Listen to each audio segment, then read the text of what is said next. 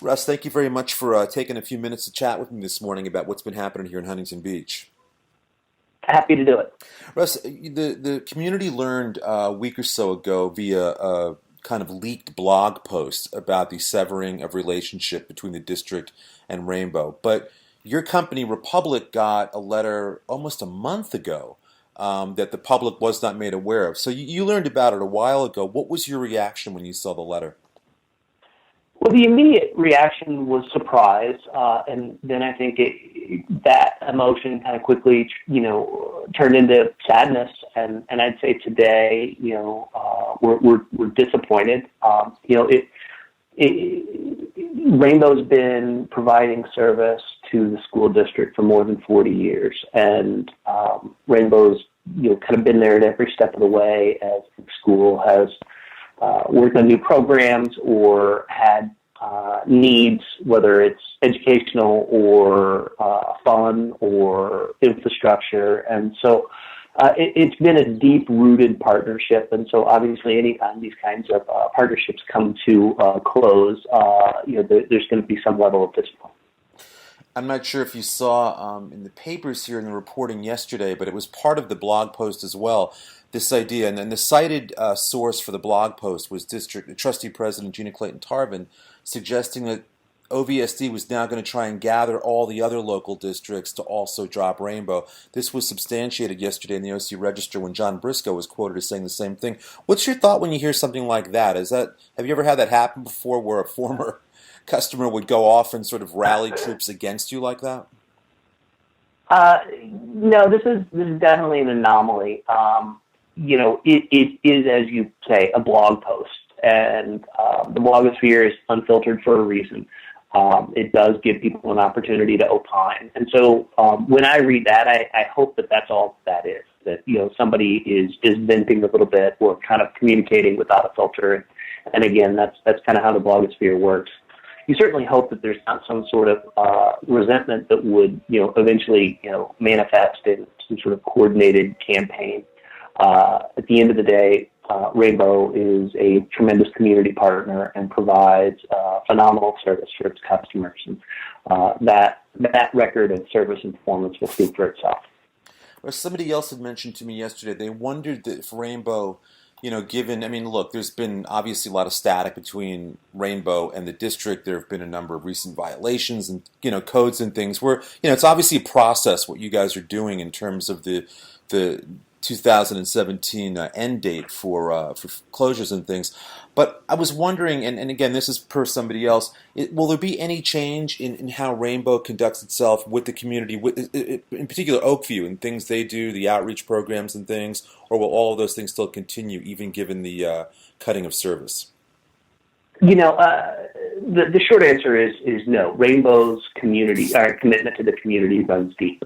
Rainbow has been part of the Huntington Beach community for more than 60 years. And no one can think of a time when they've been asked to do something for the community when they've actually said no, especially the school district. So that commitment to doing what's right in a community that we're very proud and fortunate to serve is not going to change. It's most certainly not going to go away. We just a couple weeks ago had a really exciting day with the group from historic Wintersburg and Mary Urashima and her colleagues doing some tree trimming on that property. We've got the 4th of July parade coming up, which is obviously a big source of pride for everyone in Huntington Beach, and Rainbow's been a part of that parade for as long as anyone can remember, both with contributions, direct and in kind, and also a float. We're also looking forward to this fall and reviving the pumpkin patch, which is something that Rainbow has done for the kids in sort of the immediate neighborhoods and community, so that come Halloween, there are some pumpkins that they can enjoy. Oh, for the Oakview neighborhood, that's nice. Yeah. It's something that I think was really popular several years ago. In the last couple of years, Rainbow had not been doing it, but we've actually decided to bring that back. So that's representative of the fact that Rainbow's commitment to the community is not going to change, irrespective of the school district's decision to proceed with a different service provider. when we chatted here before hitting record for a couple of minutes, you also mentioned you became familiar with a science center program that they've also been, which I had never heard of. Why don't you talk about that? Yeah, so there's a lot that Rainbow has done over the years to support, an extraordinary amount actually, to support the school district, whether it's educational or programs around sustainability or recycling, or assemblies, obviously contributions to support fundraising efforts, whether it's for trips or infrastructure. Rainbow's always stood up whenever asked. One of the things that the team at Rainbow is really proud of is this series of assemblies that they would do in coordination with some friends at Orange County, and these assemblies took place at the schools, and they were really oriented around sustainability and recycling. And the kids at the end would receive a coupon that could be redeemed for admittance into the Discovery Science Center, which everybody knows is a treasure in that community.